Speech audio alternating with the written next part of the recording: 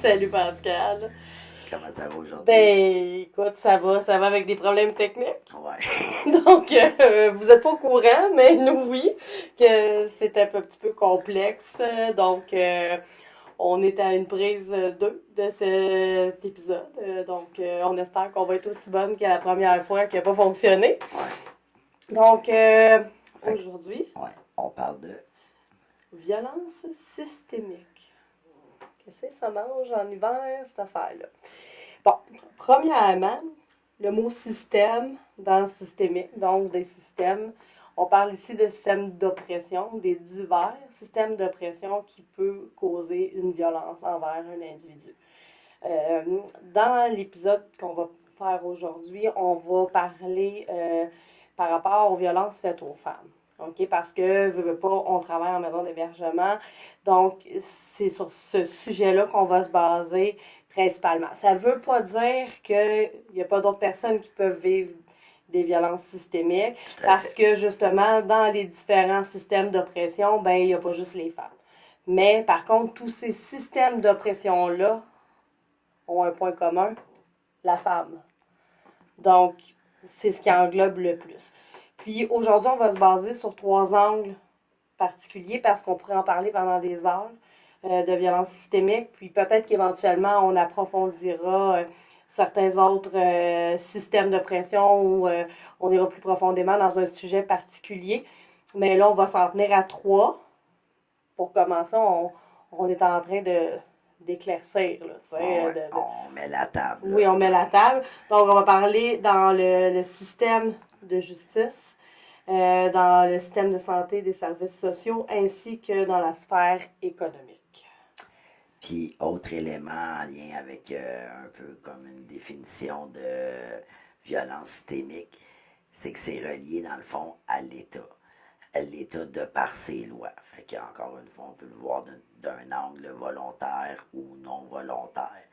Mais c'est les lois mises en place qui font en sorte que justement qu'il y a différents systèmes d'oppression où c'est les valeurs morales qui sont mis de l'avant dans une société qui justement peuvent contraindre certains individus, puis en l'occurrence les femmes notamment dont on va parler aujourd'hui. Oui, comme aussi, tu sais, oui, il y a l'État, mais il y a la construction sociale. Hein? Exact. Donc, c'est un peu ça à quoi tu fais référence, là, les valeurs qui sont prônées dans une Société. société, mais c'est ça, c'est toute la construction sociale qui peut venir de des générations. Là.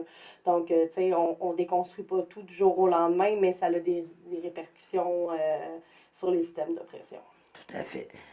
Puis l'autre point que je peux aborder avant d'entamer, dans le fond, là, les différents éléments qu'on va énumérer aujourd'hui, c'est que c'est ça, tu sais, si on parle notamment du patriarcat, ou là, sans y rentrer en détail, mais je veux dire toute la notion religieuse, où est-ce que c'est majoritairement des hommes qui étaient au pouvoir, donc qui mettaient en place des lois qui les avantageaient, euh, ou des façons de faire, là, si je parle là, au niveau religieux, par exemple. Donc, sans rentrer de manière détaillée, mais c'était quand même pour mettre la table, comprendre, justement, Mhm. une des sources, et sinon la source la plus importante de ces enjeux-là. Donc, pour parler des 3 angles qu'on aborde aujourd'hui, la documentation va être à votre disposition, soit en bas d'écran ou sous la vidéo. Oui, toutes les publications, dans le fond, que ce soit les publications audio ou vidéo, dans le descriptif de l'épisode, il y a tous les liens pour la documentation qui a été utilisée et encore plus. Ouais. On vous offre des lectures, des vidéos, d'autres vidéos à regarder, des documentaires, des trucs comme ça, là, parce que si vous voulez aller plus loin ou pour mieux comprendre, tout simplement. Puis aussi par souci aussi de bien informer les sources qu'on a prises, Oui, justement, absolument, là. droits d'auteur, etc. Là. Donc voilà, fait que moi je vais débuter avec quelques chiffres statistiques. Là. Par exemple, au niveau des agressions à caractère sexuel. Ma documentation date de 2017, on est maintenant en 2024. Au Canada, on parlait de plus de 600 000 agressions à caractère sexuel qui avaient été répertoriées.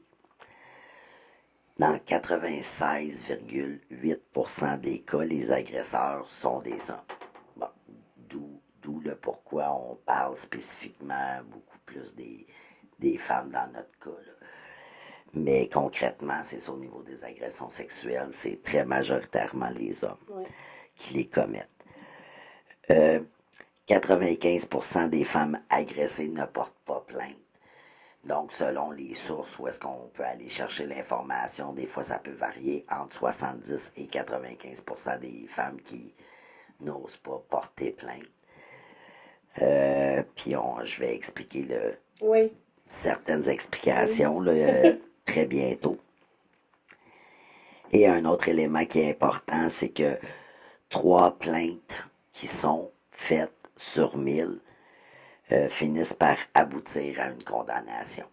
Fait que juste de donner cette information-là, ça donne un indice du pourquoi plusieurs victimes, malheureusement, n'osent pas porter plainte. Parce que soit qu'il a c'est pas considéré assez fondé comme preuve, parce que c'est souvent des agressions qui se font Dans l'intimité. dans la sphère privée, pas aux yeux de tous, puis au niveau de notre système de justice, ça devient un petit peu parole contre parole. Donc, c'est difficile de Prouver défendre. hors de Ouais. tout doute raisonnable. Exactement.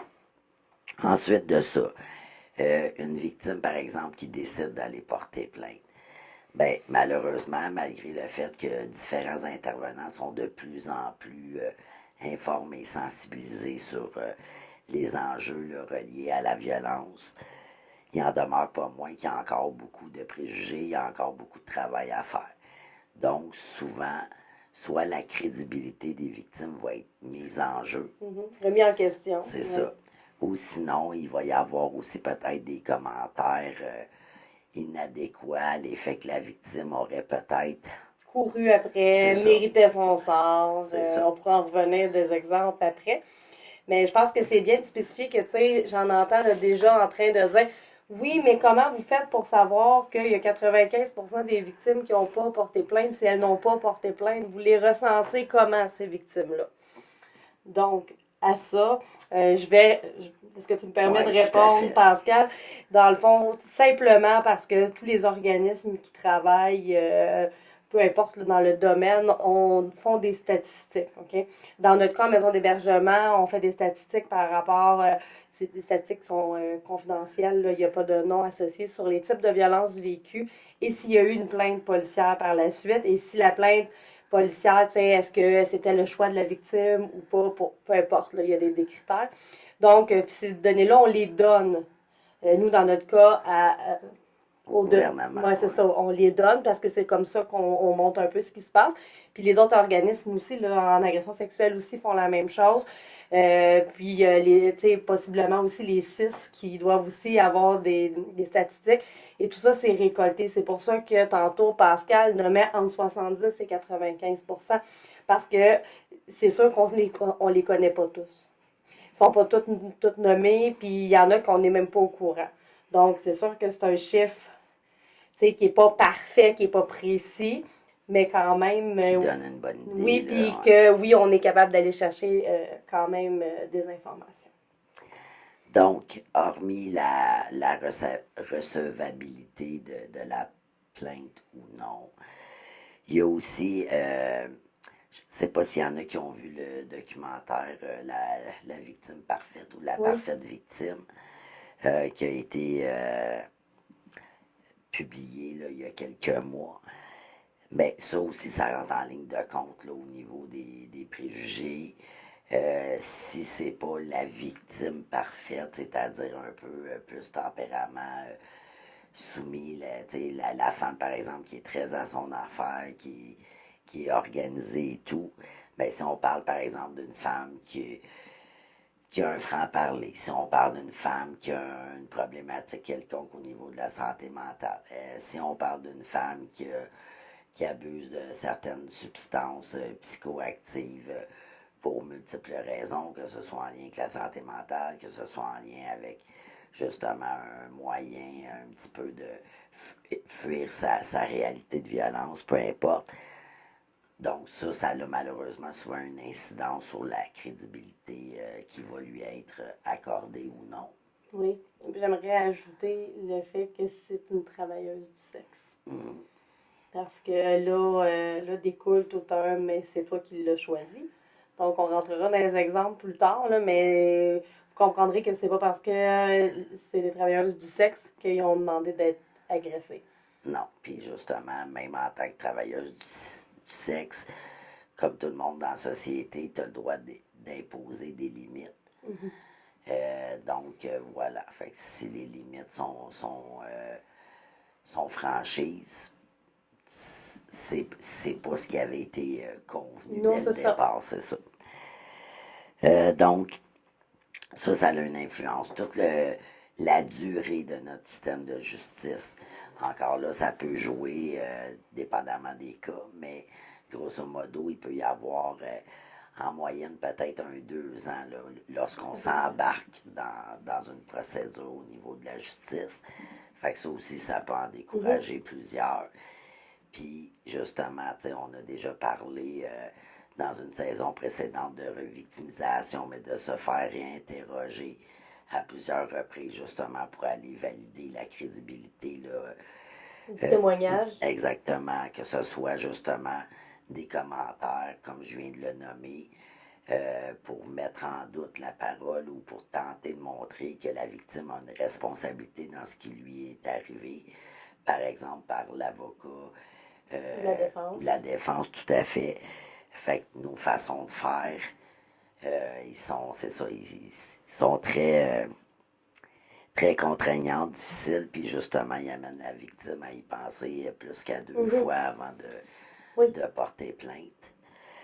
Oui, depuis récemment, on a ce qu'on appelle les tribunaux spécialisés là, qui commencent à faire leur place. En lien avec rebâtir la confiance, là, qui est l'enjeu là, avec le site et la ligne téléphonique Rebâtir, là, qui est un 833 Rebâtir pour toutes les personnes victimes de violences conjugales ou de violences à caractère sexuel qui auraient besoin de conseils juridiques. Là, c'est jusqu'à 4 heures de conseils gratuits. Bien, cette ligne-là a été mise en place dans le cadre de rebâtir la confiance qui vient avec aussi l'instauration des tribunaux spécialisés. Donc, Puis ça, on en est encore vraiment justement au premier balbutiement. Fait qu'on verra avec le temps si ça va avoir une incidence positive là, à cette réalité-là, mais bref. Donc, c'est ça. Si on parle aussi, bon, je vais donner l'exemple de femmes autochtones, ce qui est arrivé là, dans le secteur de Val-d'Or. Ben, ça aussi, c'était des femmes qui ont vécu des violences de la part même du poste de police en question. Donc, c'est sûr que ça, au niveau de la confiance à porter plainte, si elles subissent des violences, c'est pas. non, ben c'est sûr, la confiance, elle est brisée, elle n'existe déjà pas. Puis, tu sais, si on parle au niveau justement des femmes autochtones, mais de la communauté au complet, la confiance, elle est déjà fragile.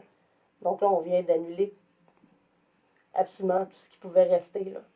Puis, tu sais, c'est considéré aussi quand on parle de groupes sociaux, justement de groupes marginalisés. Fait que tout à l'heure, là, je compare pas les uns avec les autres, mais c'est comme pour donner un exemple que les, les groupes marginalisés aussi ont des enjeux supplémentaires, Oui. justement au niveau de notre système là, global. Là. Fait qu'il y a beaucoup de ça qui rentre en ligne de compte. À ça, on pourrait aussi ajouter, mais là, j'embarque un petit peu dans le système de santé, services sociaux. Mais si je reviens avec les personnes, les femmes autochtones, ben il y a aussi l'enjeu là, de la DPJ qui rentre en ligne de compte. Les enfants autochtones, ils sont quand même très présent au niveau du système là, de la DPJ. Là, le pourcentage, je ne l'ai pas, mais il est plus élevé que Mhm. Il y a un non-respect des cultures, puis tu sais, de leur des tradition, mentalités. puis Ouais, tout ça. Donc, c'est sûr que ça devient. C'est complexe, c'est une façon de voir les choses, puis on impose notre façon de voir les choses à une communauté qui ont une autre façon de les voir. Mais, tu sais, là, je peux pas dire quel secteur, là, mais je sais qu'ils se sont dotés d'une propre ouais. DPJ là, pour justement là, qu'elle allait, à certains endroits, là, qu'elle allait répondre vraiment. Puis, tu sais, j'ose espérer Que que c'est oui, positif oui, oui, pour eux. oui, qui ont pu réussir à trouver ça parce que c'est une grosse violence. Ouais. Tu sais, je veux dire, en tout cas, d'être confronté à un système qui ne te représente pas du tout, puis qui décide à ta place qu'est-ce que tu devrais penser. Ou pas faire, ouais, Ouais, c'est ça ça. devient complexe. J'aimerais ajouter un point, par contre, par rapport au système de justice. Tu sais, pour ceux qui ne savent pas, tu sais, vous pouvez aller voir sur le site du gouvernement du Canada, là, parce qu'on parle du code criminel. Le code criminel, ça a référence avec le fédéral. Le processus judiciaire. Pour le fun. Juste regarder la page. Ça tient sur une page. Là. C'est un paquet de petits carreaux. Vous allez voir là, comment ça fonctionne au moment de la plainte jusqu'à la fin. C'est un casse-tête. Il y a tellement d'étapes, il y a tellement de moments, il y a tellement de choses que juste voir ça, c'est décourageant. Puis là, tu le nommes, puis je vais le prendre en note parce que je pense que ça pourrait aussi être un super bon sujet Oui. d'un autre épisode éventuellement. Donc, euh, donc voilà. Fait que je voulais vraiment juste le mentionner parce que oui, il y a le 2 ans, mais dans ce 2 ans-là, il y a un paquet de fois, D'étapes. il y a un paquet d'étapes où est-ce que la victime doit être présente, pas être présente, où est-ce que l'accusé peut reporter pour diverses raisons. Donc, on augmente le stress, on augmente la pression. On ne sait jamais, est-ce que l'accusé va porter plainte, est-ce que l'accusé va plaider coupable ou non coupable. S'il plaide coupable, OK, ben, est-ce que je veux être là, est-ce que je veux pas être là? S'il plaide non coupable, ben, il y a un procès. Là, le procès, la victime doit témoigner. Le procès ne se passe pas toujours en une journée. Ça peut être étalé sur plusieurs jours. Le procès peut être reporté pour diverses raisons. Ensuite, non, on n'a pas la sentence maintenant. On doit attendre la sentence. Ça fait beaucoup de choses. Ça fait vraiment beaucoup de choses. Donc, tu sais, je veux juste dire que ça ajoute beaucoup, beaucoup, beaucoup à tout ce que tu as déjà dit. Oh, ouais, à toute c'est très, très, très lourd, effectivement. Euh, Si on y va aussi, là, ça va entremêler aussi avec le deuxième axe qui est justement santé, services sociaux, un peu comme aussi avec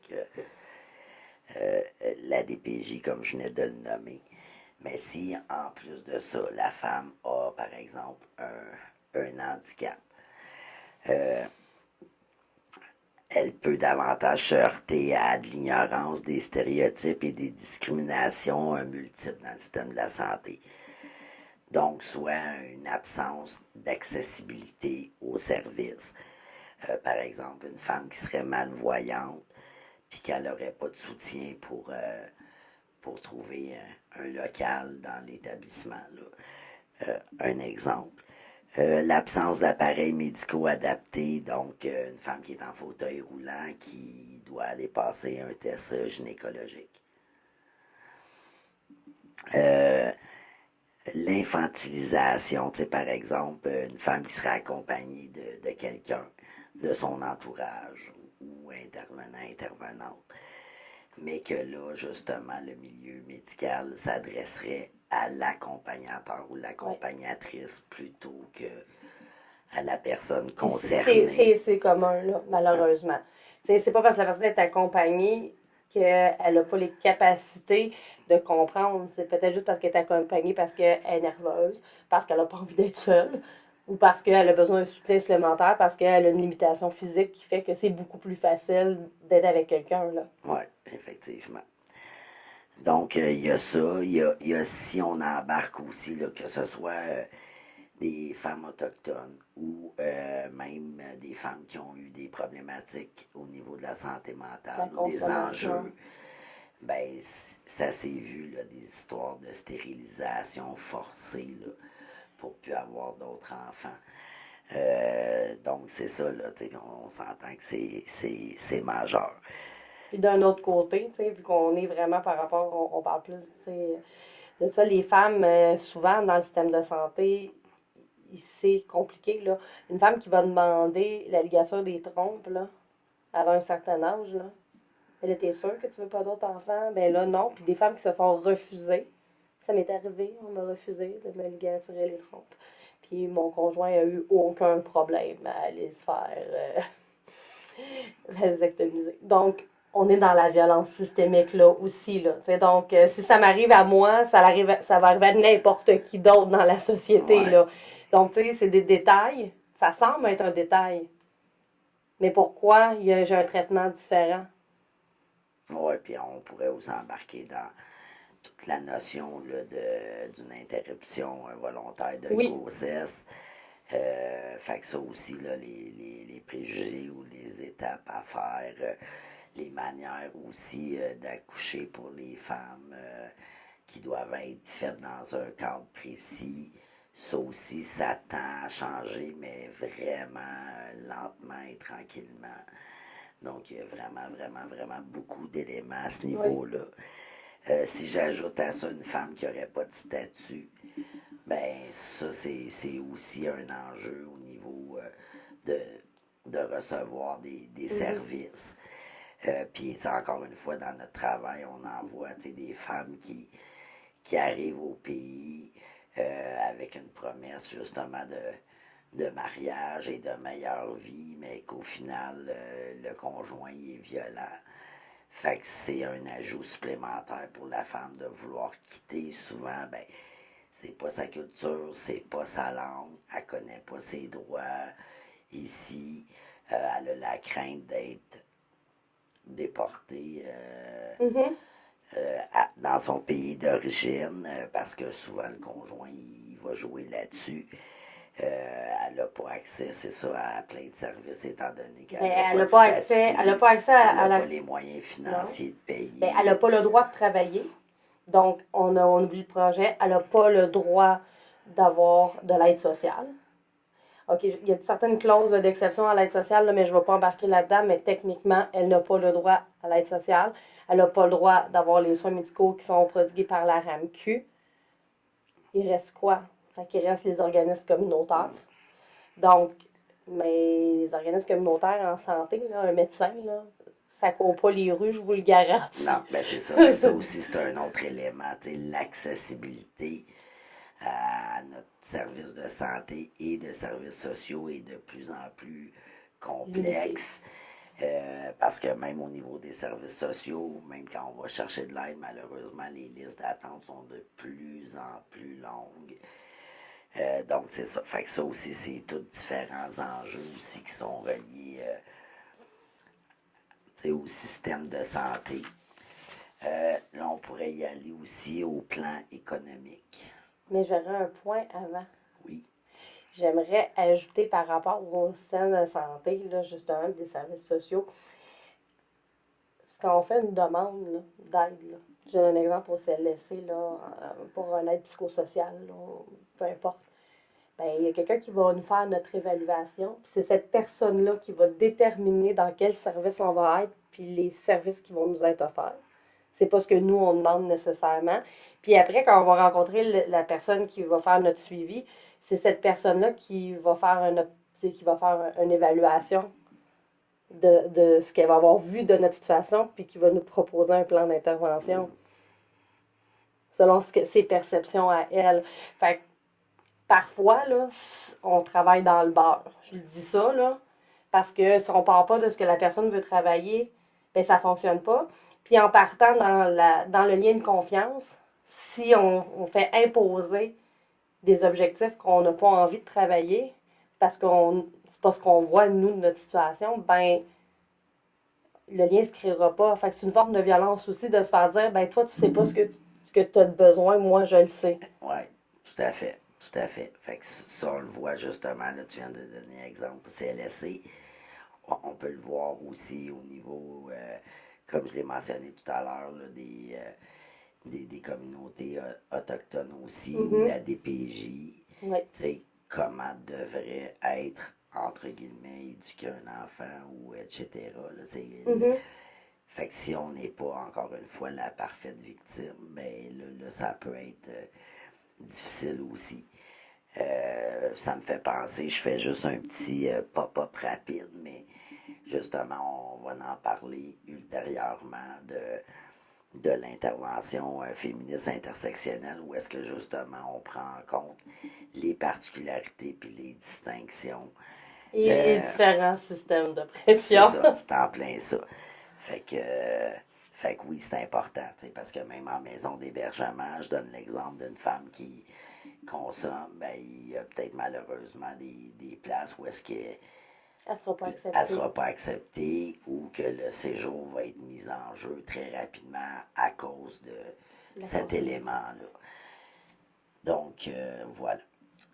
Au plan économique, ce qu'on voit encore beaucoup, évidemment, malgré le fait qu'il y a une loi pour l'équité Ouais. salariale, il en demeure pas moins qu'il y a encore beaucoup d'écarts qui sont encore Oui. présents. Puis le point particulier au niveau de l'équité salariale, c'est que c'est la responsabilité de chacun de la faire respecter.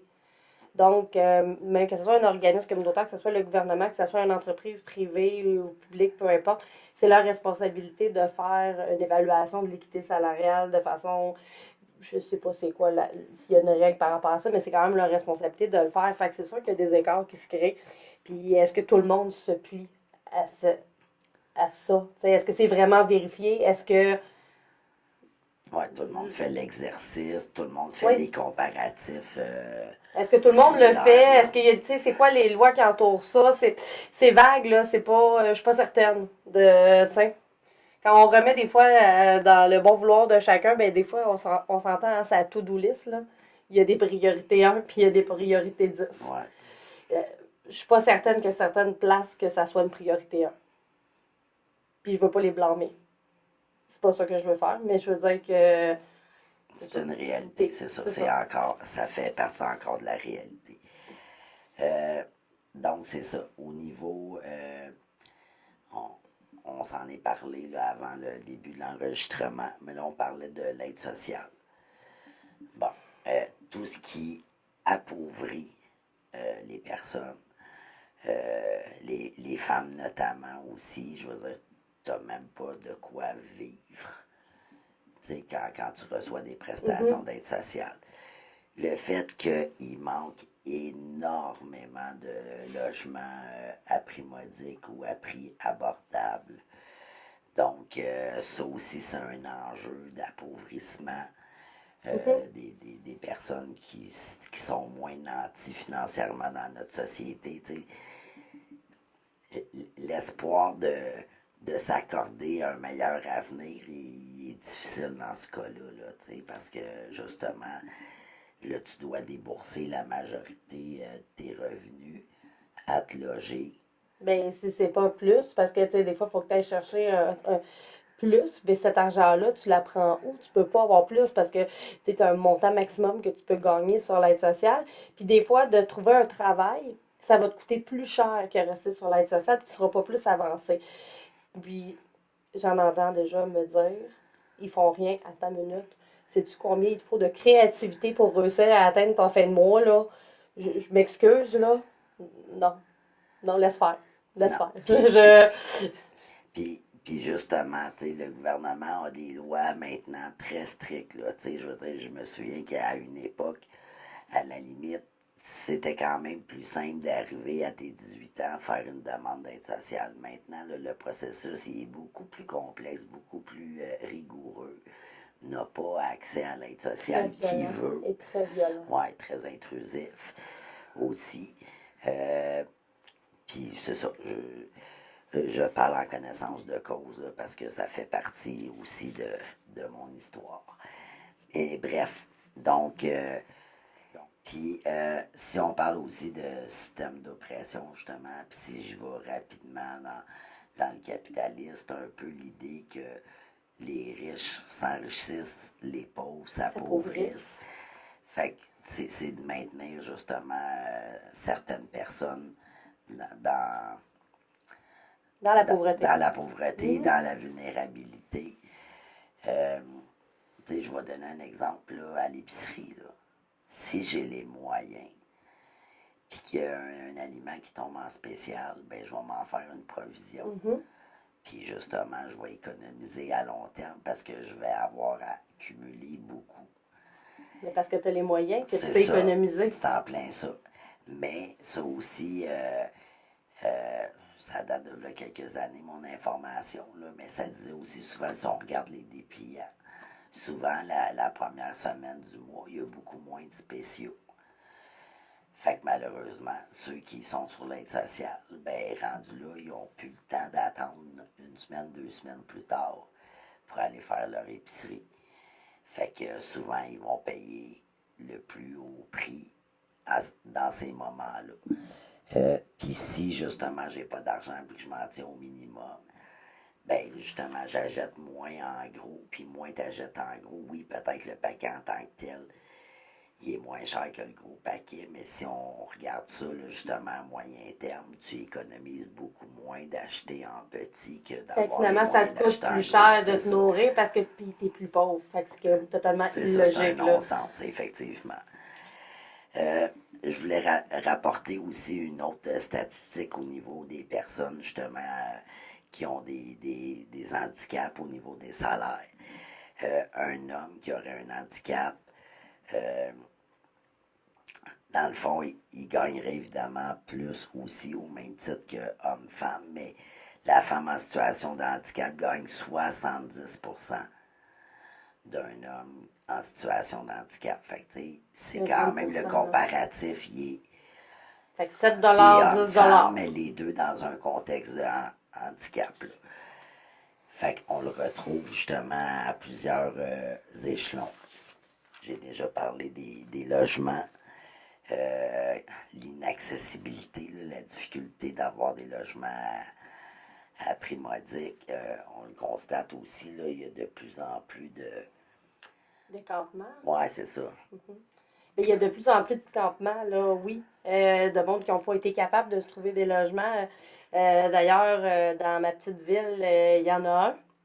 Puis il y a beaucoup de citoyens qui se sont comme qui ont été stupéfaits que soudainement il y en ait dans cette petite ville-là.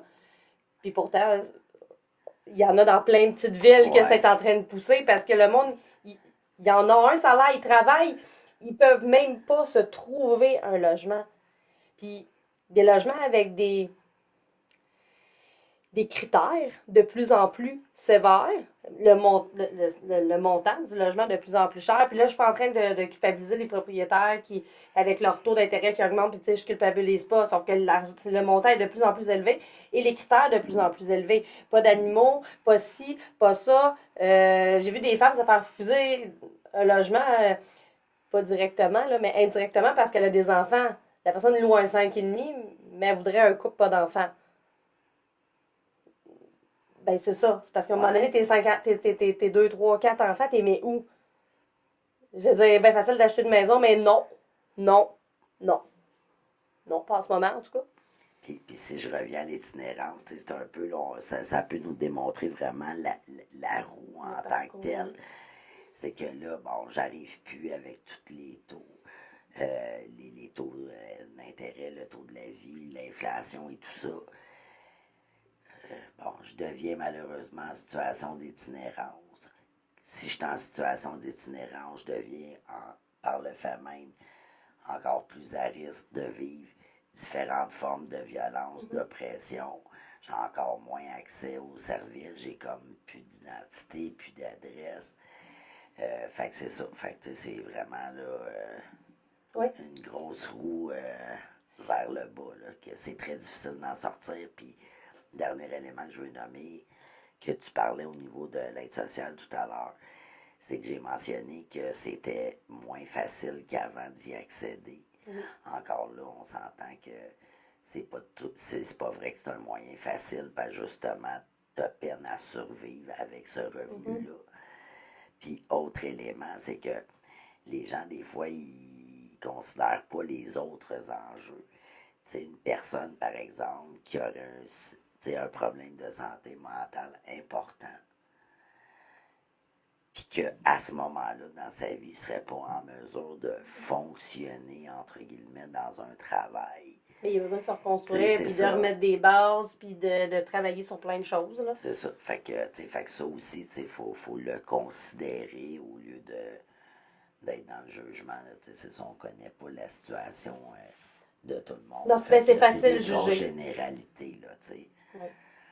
Donc, c'est cela. Là, j'aimerais en terminant que peut-être tu nommes quelques-uns Oui, des systèmes oui. de pression qu'on parle. Puis ça, évidemment, on va y revenir Oui, aussi. je vais pas les rentrer en profondeur, là, mais je vais les expliquer. Tu sais, peut-être en expliquer un ou deux, là, je verrai si c'est clair ou pas. Là, tu me feras un petit signe si tu trouves que tu trouves qu'il faudrait que j'aille plus loin. Là. Ben, on a le patriarcat, que tu as quand même parlé un peu le temps d'expliquer. On a le racisme. Non, ça, c'est, je veux dire, c'est là, puis on est au courant, là. Je veux dire, juste le profilage racial, tu sais, je veux dire, Oui, l'accès au logement aussi ben pour les oui, c'est personnes ça. racisées, c'est beaucoup plus Déjà. difficile. Ouais. Le capacitisme, ça, on fait référence aux personnes en position de handicap ou peu importe lequel, là, que ce soit au niveau de la santé mentale ou physique. On peut même parler des études aussi là-dedans, là, les compétences, connaissances Oui. aussi. Là, ouais. On a le classisme, qui est en lien direct aussi avec le capitalisme. Dans le fond, là, on parle de capitalisme, on parle du système capitaliste, dans le fond, de l'argent, De l'économie, mis, des puis tout classes ça. Puis le sociales. classisme, c'est les classes sociales. Donc, toi, t'es parti à telle classe sociale, moi à telle classe sociale. Donc, on fait une discrimination basée sur cela. Le colonialisme, que lui, c'est vraiment en lien Beaucoup, ouais. avec les communautés autochtones. Là. On est vraiment dans, on a colonisé, on a pris la On place, a imposé. posé. Ouais. C'est ça, on s'est approprié, puis on vous a tassé. Là, c'est, gars, j'ai pas d'autre mot pour le dire. C'est ça qui s'est passé. Fait qu'on on va le dire. Là. Fait que, tu sais, ça, c'est vraiment une façon, puis de rejeter la faute sur ces personnes-là, de s'être fait tasser, moi, ça me dépasse. Mais bon, ça en fait partie des systèmes d'oppression. L'hétérosexisme, l'hétéronormativité, ça aussi, hein, de penser que tout le monde est hétérosexuel, Puis puis... que tout ce qui est en dehors de oui. ça est pas normal. Là, Oui, oui, puis de privilégier, mettons, un emploi à quelqu'un qui est hétérosexuel, visiter, ça fait pas de sens, là. Mais ça fait partie des systèmes d'oppression. Fait que là, tu sais, si un homme peut vivre ça, une femme, une personne trans, une personne non-genrée, mais quand t'es une, tu sais, mettons, t'es une femme, là, puis que t'es racisée, Puis que t'es en position d'handicap. t'es en aussi. position de handicap, que t'es pas hétérosexuel, on commence à accumuler les systèmes de pression, là. Puis de plus t'en as, puis plus tu vas être oppressé. Puis plus t'es dans la pauvreté aussi. Fait que c'est ça. On ajoute, Oui, on ajoute. on ajoute.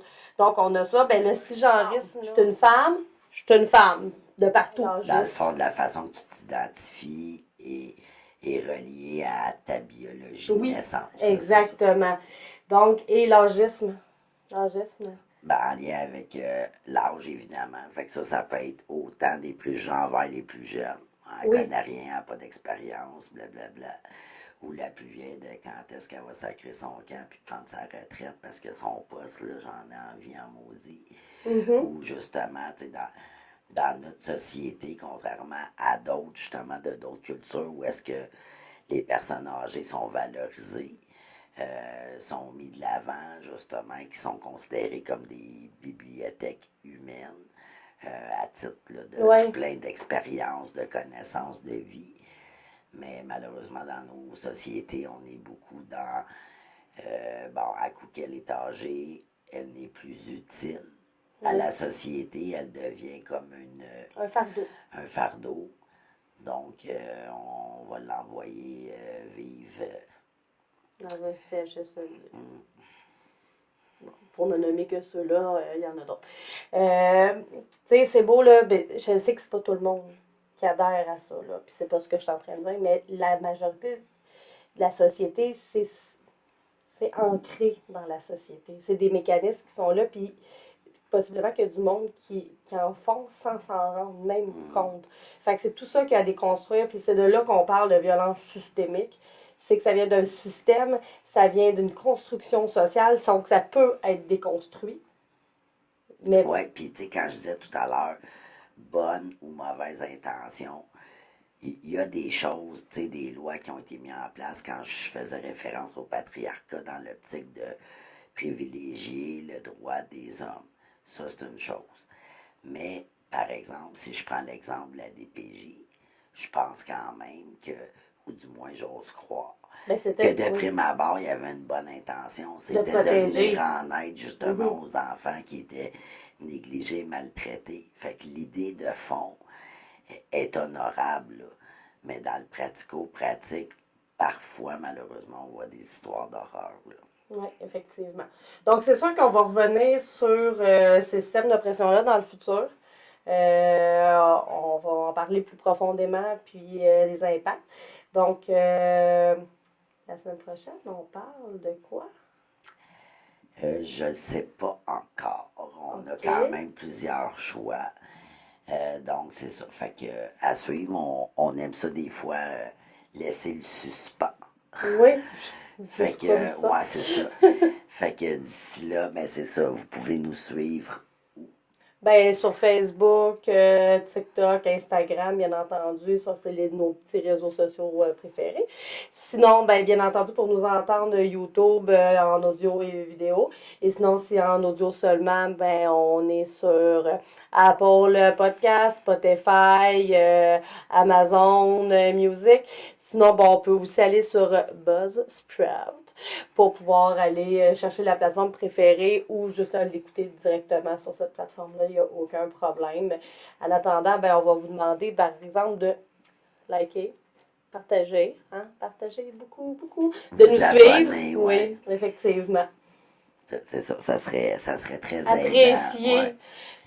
Donc, d'ici là, je vous invite à prendre soin de vous. À la semaine prochaine. Bye. Bye.